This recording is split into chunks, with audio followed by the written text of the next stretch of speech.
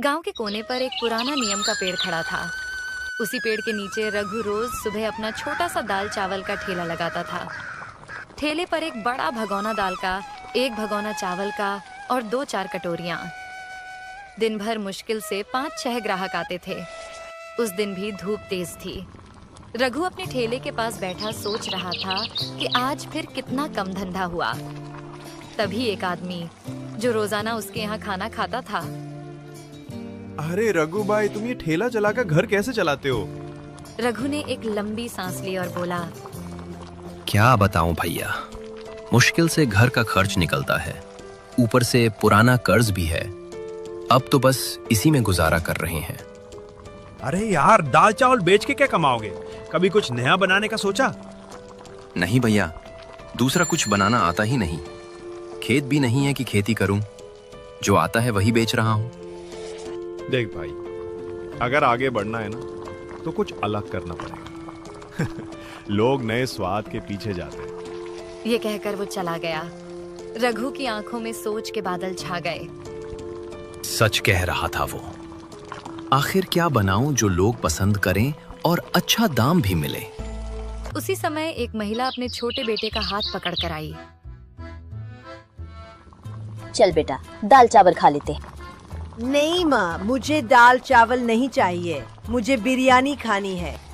बेटा मुंह बिगाड़ते हुए बोला, बेटा यहाँ बिरयानी नहीं मिलती और वो बहुत महंगी भी होती है। चल दाल चावल खा ले। नहीं, मुझे नहीं खाना। महिला ने मजबूरी में ठेला छोड़ दिया और बेटे को लेकर चली गई। रघु ये सब चुपचाप देख रहा था। उसके मन में एक बिजली सी कौंधी। बिरयानी, हाँ, लोग बिरयानी पसंद करते हैं, महंगी भी है, शायद यही बिके। शाम को जब रघु ने ठेला समेटा और घर पहुंचा तो उसका चेहरा उम्मीद से चमक रहा था। कमला, उसने अपनी पत्नी को आवाज दी।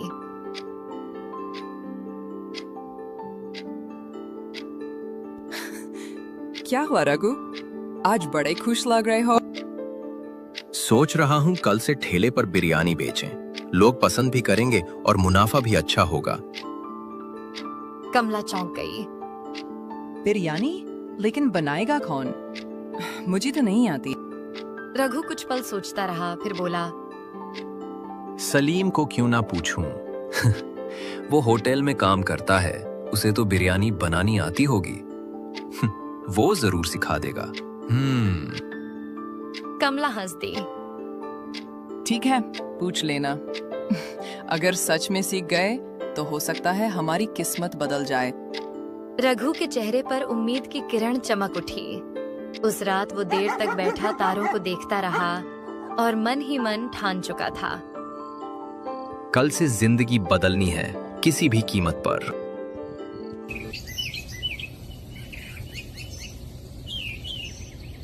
अगली सुबह रघु सूरज निकलने से पहले ही उठ गया। चेहरे पर उत्साह साफ झलक रहा था।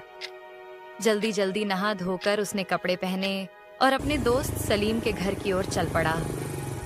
गांव की पगडंडी पर हल्की हल्की धुंध थी, मगर रघु के कदमों में एक नई उम्मीद की रफ्तार थी। सलीम के घर पहुंचते ही दरवाजे पर दस्तक दी। कौन है? अरे रघु, बड़े दिनों बाद आए हो भाई। हाँ यार, काम के चक्कर में समय ही नहीं मिल पाया। सोचा आज आकर तुमसे कुछ जरूरी बात कर लूं। अरे आओ आओ अंदर। सलीम ने उसे चारपाई पर बैठाते हुए कहा, क्या बात है? चेहरे से तो लग रहा है कोई बड़ा फैसला लेने वाले हो।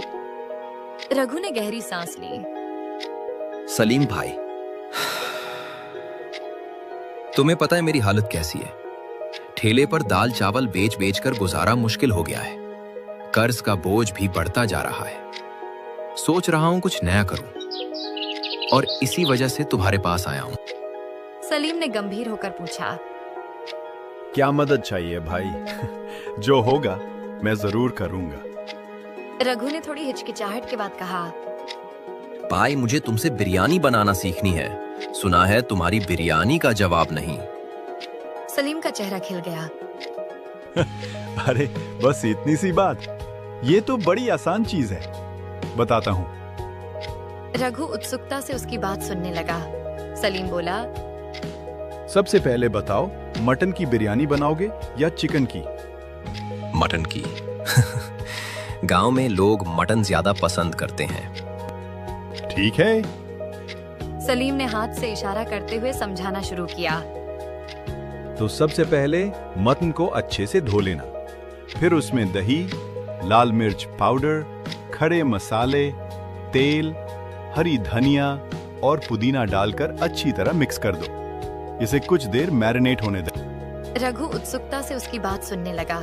सलीम बोला, जब तक मटन मैरिनेट हो रहा है, तुम चावल उबाल लो।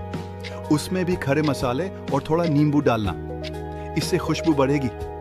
फिर मटन को धीमी आंच पर पकाना, करीब 90% पक जाए, तब उसके ऊपर चावल डालकर ढक दो। फिर 30 मिनट दम लगाना और तैयार।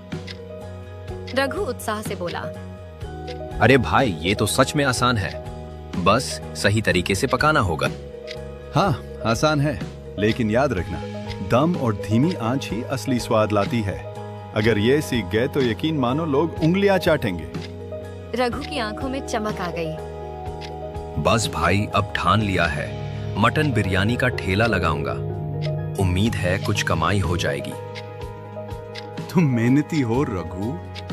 यकीन मानो, तेरा ठेला गांव में मशहूर होगा। शुक्रिया भाई, तुमने हिम्मत दी। अब चलता हूँ, कल की तैयारी करनी है। घर लौटकर रघु ने कमला को सब बताया। कमला मुस्कुराई। अच्छा हुआ सलीम ने बता दिया। कल देखते हैं लोग पसंद करते हैं या नहीं। लेकिन दाम क्या रखोगे? 100 रुपया प्लेट रखूंगा, सही मुनाफा होगा। ठीक है, तो फिर अब इसे तैयारी शुरू कर दो। रघु के दिल में नई ऊर्जा थी। उस रात उसने बिरयानी का हर स्टेप बार बार याद किया और अगली सुबह का सपना सजोते हुए तैयारी में लग गया।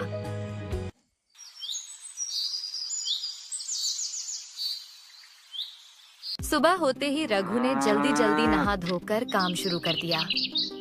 उसके चेहरे पर अब पहले जैसी थकान नहीं, बल्कि उम्मीद की चमक थी। उसने ताज़ा मटन अच्छे से धोया और सलीम की बताई रेसिपी याद करते हुए उसमें दही, लाल मिर्च पाउडर, खड़े मसाले, पुदीना और हरा धनिया डालकर प्यार से मसालों में लपेट दिया। कामला, देखना, आज गांव में ऐसा स्वाद फैलेगा कि लोग खुद चल कर आएंगे। हाँ, भगवान करे आज तेरा ठेला लोगों की पसंद बन जाए। मैं भी तेरी मदद करती हूँ। रघु ने चावल उबालते हुए नींबू का रस और मसाले डाले। रसोई से फैलती खुशबू ने खुद रघु को भी भूख महसूस करवा दी। बड़े बड़े हांडों में बिरयानी भरकर उसने ठेला सजाया और गांव के मुख्य चौराहे पर पहुंच गया। जैसे ही बिरयानी का पहला दम खुला, उसकी खुशबू चारों ओर फैल गई। राह चलते लोग रुककर देखने लगे। तभी कल वाली महिला और उसका छोटा बेटा वहां से गुजरे। माँ, देखो देखो, यहाँ मटन बिरयानी है।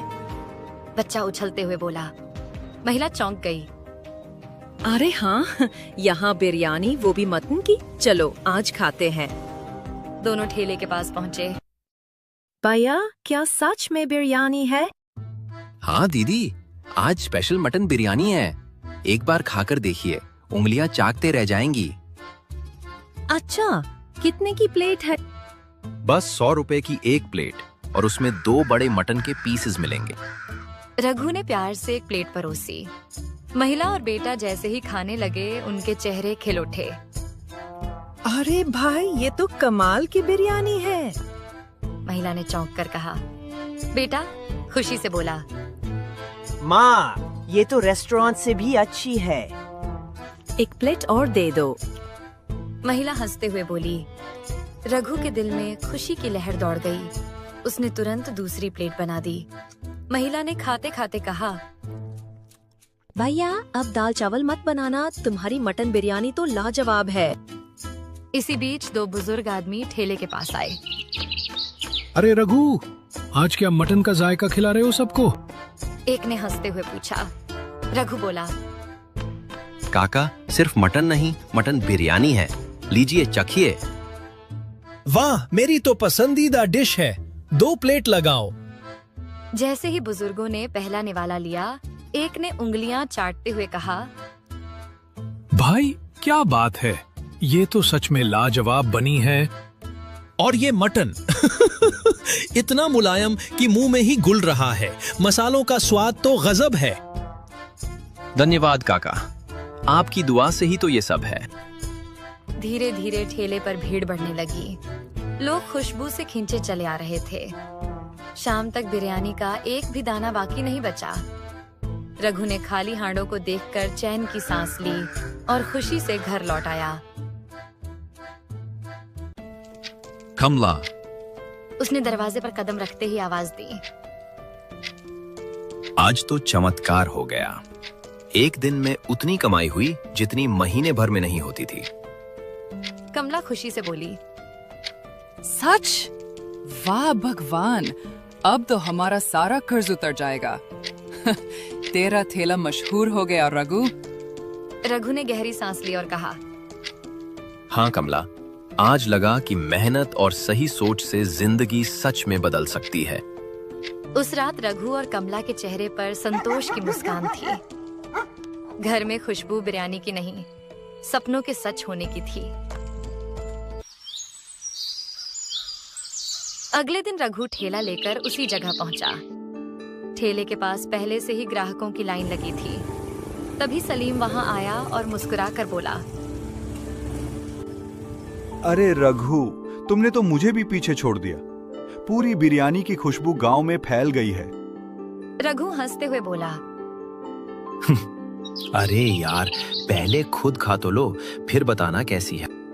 सलीम ने सिर हिलाया। खाने की जरूरत नहीं। लोगों की तारीफें सुनकर ही पता चल गया है कि तूने कमाल कर दिया है। रघु भावुक होकर बोला, भाई, ये सब तेरी वजह से हुआ है। तूने मुझे रास्ता दिखाया। तेरे इस एहसान को मैं जिंदगी भर नहीं भूलूंगा। अरे यार, दोस्तों के बीच एहसान नहीं होता। तेरी मेहनत ही तुझे यहाँ तक लाई है। धीरे धीरे रघु की बिरयानी का ठेला गांव में मशहूर हो गया। अब वो सिर्फ ठेले वाला नहीं, सबकी पसंदीदा बिरयानी वाला रघु बन चुका था। गरीबी और कर्ज की जगह उसके घर में अब खुशियां और तरक्की की खुशबू फैल चुकी थी।